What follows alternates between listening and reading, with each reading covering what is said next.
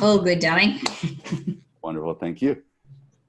Hello, everyone. This is Mark Porteous with the Inspired Messengers Network, and I am here live with Natalie Ledwell, well known as one of the co-founders for the Mind movies, and also host for the Inspiration Show, and just a personal development teacher. There's so much that you've done. I'm excited to talk a little bit more about what got you here. But also, of course, your vision. I'm really excited to talk about bringing consciousness into the classroom, and this huge project that you're working on.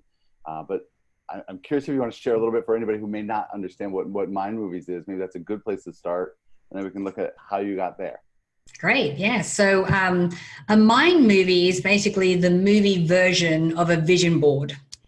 And so back in, 2016, I think it was, after my then husband and I saw The Secret and kind of realized, oh, this is the missing piece. Okay, for me, before that, even though I'd been a student of personal development since the age of 21, a boss handed me a set of Brian Tracy cassettes when I was 21 years old. And I thought I was doing everything right and setting goals and, and making plans and all of that. But after I watched a movie called The Secret and learned about the law of attraction, I was like, oh, wait a minute. So I don't need to know the plan. I just need to know where it is that I need to go and to be able to see that in my mind. And so a Mind movie is basically a way to be able to do that. It's a movie that includes affirmations that describe this future that you want, photos that match those affirmations and enhance those affirmations. And then, of course, the secret sauce is the music. So, you want to choose a song that really opens your heart, that really blows your hair back, that you then use as an anchor and a memory, and you form this associative memory of this future that you're creating, and it's like that becomes your theme song. And it really helps to infuse your visualizations with emotion, because as we know, that is one of the most important components of a visualization. It's not just what you see, but it's what, feeling what it's like to already be there. So when you have this moving little movie that kind of really helps to put you in that future, it's easier for you to go there in your mind and your heart. Beautifully. And it's, how did you first come up with creating the Mind movies? Let me actually go back all the way. You were an entrepreneur back in Australia. Yes. How did it go from the businesses that you were running then were very different than in the personal development space? I'm curious about that gap and how that happened. Oh God, yes. So I met Glenn, my husband, who's still my business partner, and we're still good friends. We're just not married anymore. Well, I met him when I was 25. And when we first got married and first got together, our first business was a nightclub. It's a little bit far removed from what I'm doing now. But before that, my career was in the fitness industry, and I was, managing fitness clubs from the age of 21. So I had all this knowledge of being able to run a business without having to outlay a whole lot of money myself. So as soon as I had my own business, I was able to apply a lot of what I learned there. Although, fitness and nightclub, you kind of think it's a little bit far removed, but, they're both service industries, they're both service businesses. So there was a lot of crossover there. And then we went through what I would call, so we had the nightclub for 5 years, and then I went through what I would call my beige years. So these are my 30s, where we had like a ton of different businesses. It's like we were just going through the motions. The first coffee, we had coffee franchises, the first bathroom advertising company in Australia. We were doing property development. We had a health food business. At once, by the time we got to 2016, and I was having this little meltdown going, why am I still struggling financially? I mean, we had 4 businesses we were running at the same time and still struggling. It was like, what is going on here? And it was really interesting because every business that we went into was, what's our investment? What's our return on investment? Can we do it? What's our exit strategy? It was just very transactional, what we were doing. And then a friend of ours, after we had seen The Secret, showed us the movie that he'd created, which was like PowerPoint slides and photos of music. And then he came to us with the idea of setting up a website. And selling the instructions for people around the world to be able to make these movies for themselves, and of course we knew nothing about the internet, meaning this is like 2017 by now. I haven't even heard of YouTube. I don't know what a social network is. 2017 or 2006? 2006. Sorry, 2006. Thank you. We lost a decade. 2017, yeah, exactly. No, 2007, I should say, 2007. So, it was early days, but, Glenn could hardly turn on a computer. We had no computer skills or knew nothing about the internet, but we did understand that this was a very good idea. So, we put a little video up on YouTube, and within months we were getting that many emails from people saying, this is really changing my life. And it was really interesting because it kind of sparked something in me. I'm like, ooh, okay, wait a minute, guys. This is purposeful. This is making a difference. This is something that we really need to look at. And all of those feelings that I had when I worked back in the fitness industry before the nightclub, that were dormant for all that time, all started to wake back up again. I'm like, ooh, okay, this is great. And so, we learned how to do the whole internet marketing thing. We bought some programs online. We attended some seminars, joined some mastermind groups. And we ended up coming over to the US. Our first year over here was 2008. And so we did our first big launch of Mind Movies in September of 2008, which was when the economic crisis hit the planet. And we had basically by that stage accumulated $120,000 on credit cards.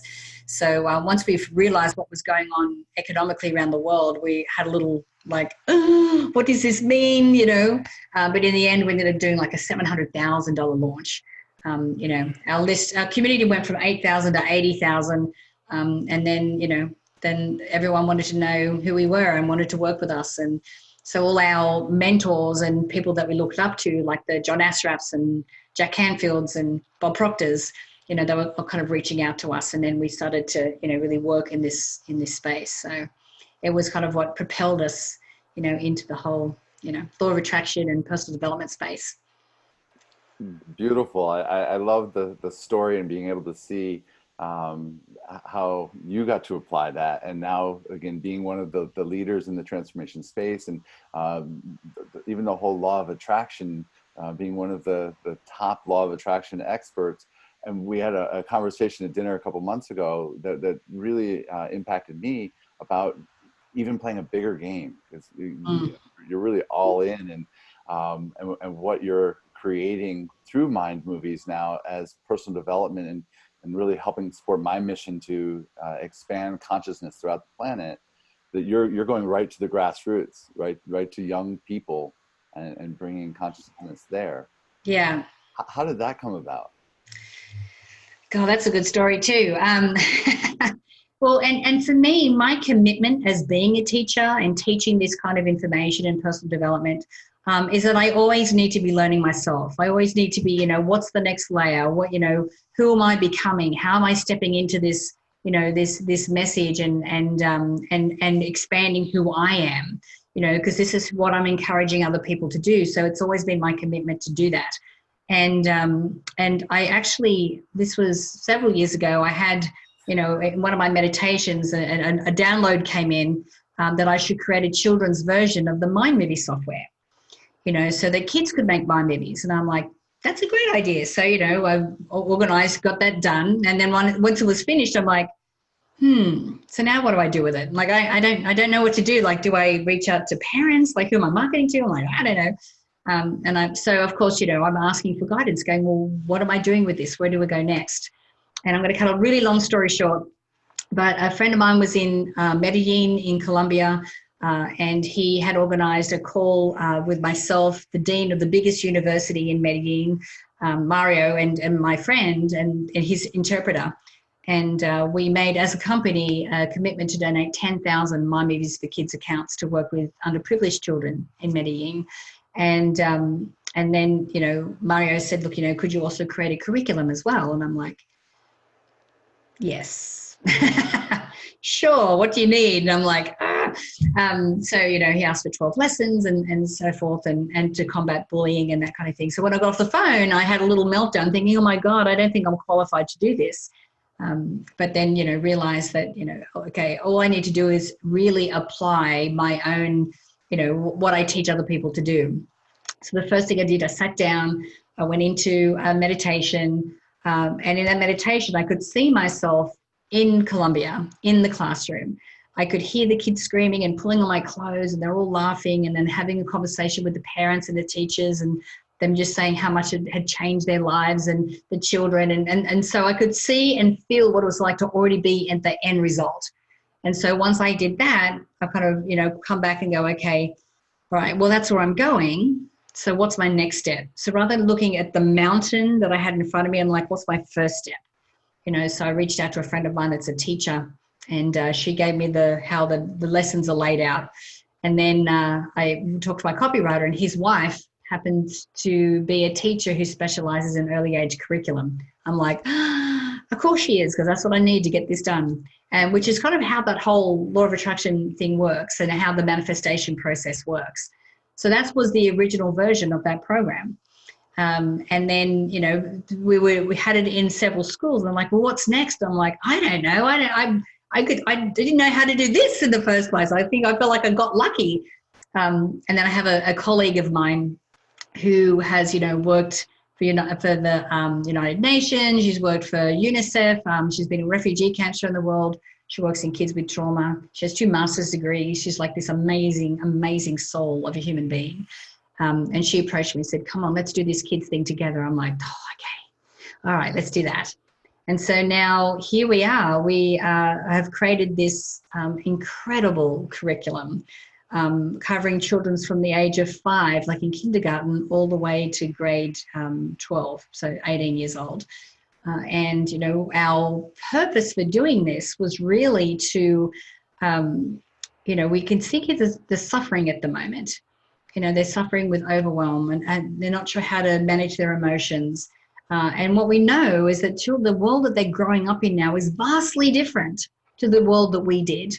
And so there's this big gap between, what they're experiencing and how they're able to handle it, and the lack of tools and knowledge on how to do that.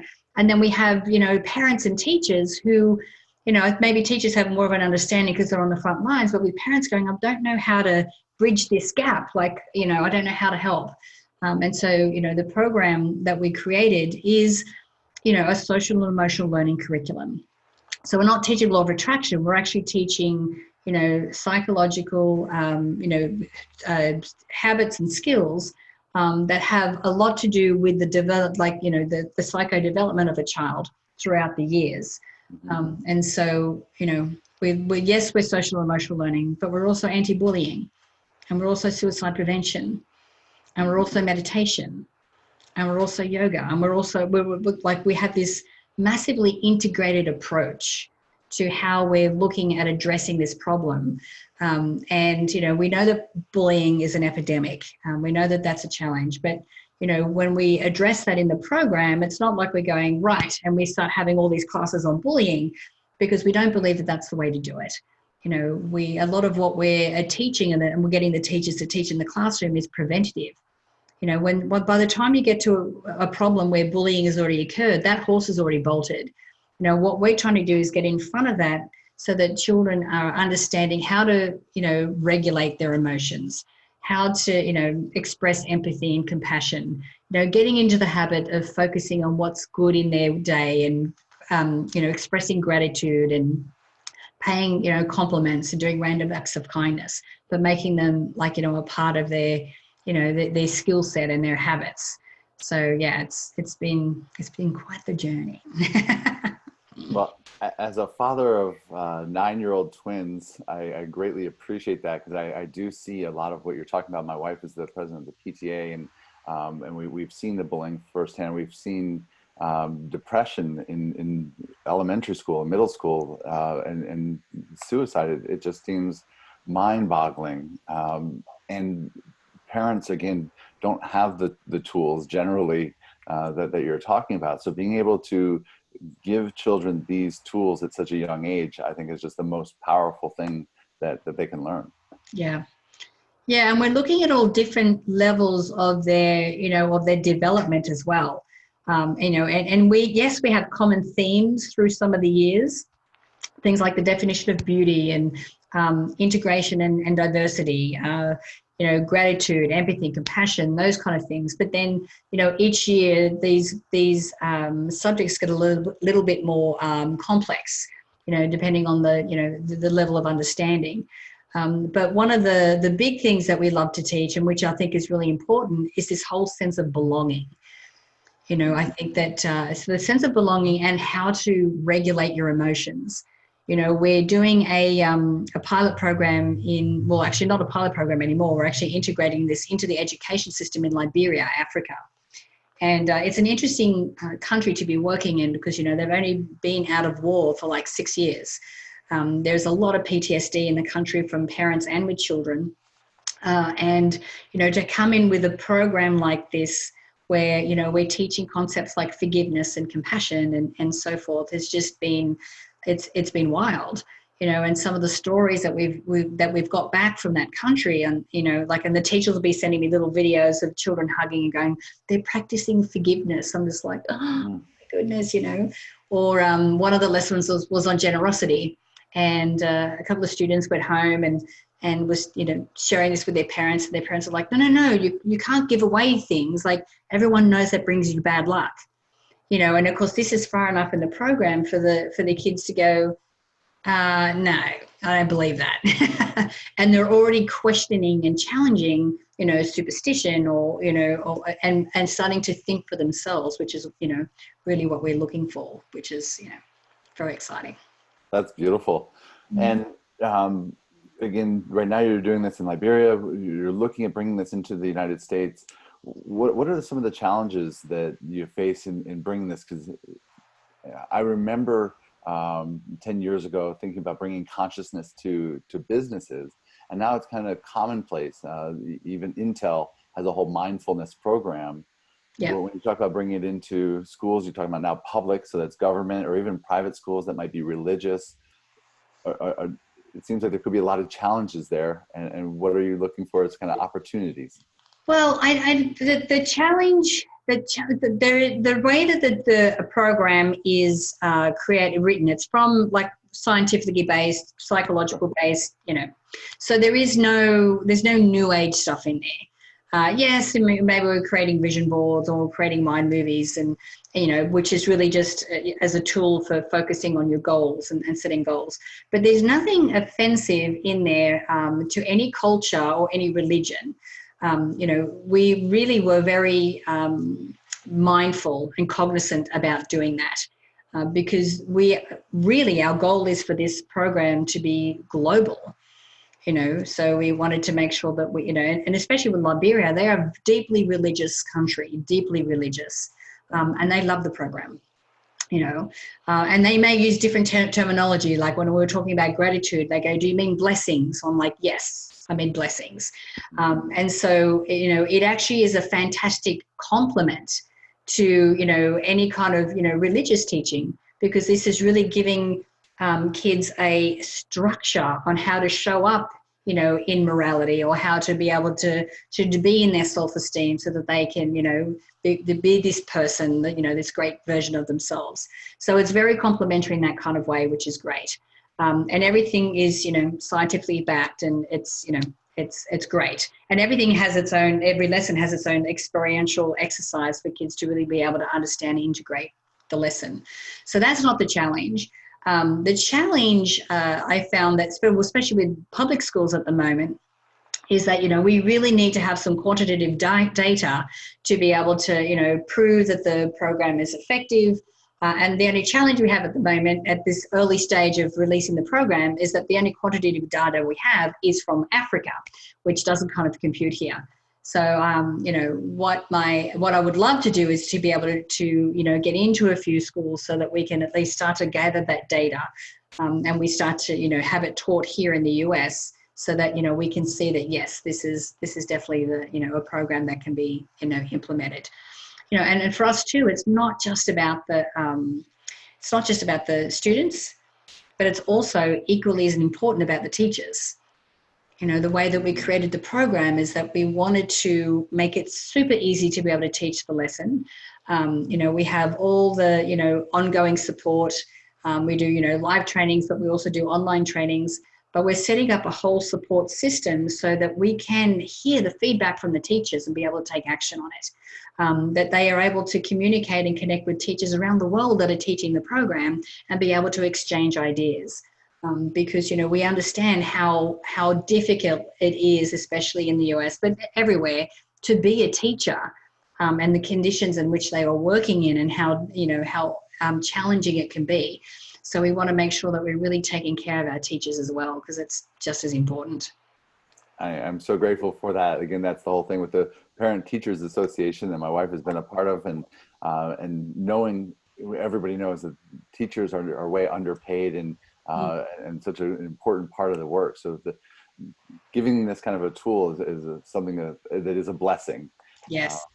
And for anybody who may have resources or access to schools or teachers, I'm going to put the website down below, personal growth strategies. Studies. Personal growth studies, yes, sorry, personalgrowthstudies.com. I'll put that right below in the comments. If somebody does have, would like to get more information, or perhaps has access, like I said, to a school, is there a way there to contact you through the website? Is that the best way? There is, absolutely. Or they can email me at natalie@personalgrowthstudies.com, and that will come through to me as well. Beautiful. Yeah. Well, I am so excited about what you're doing, and look forward to seeing you in February, in just a few weeks, at the Vision 2020 Soulful Leadership Mastermind Retreat. I know we'll be connecting with some other education experts there as well. Is there anything else that you'd like to share before we go about anything that you're doing, anything that's coming up?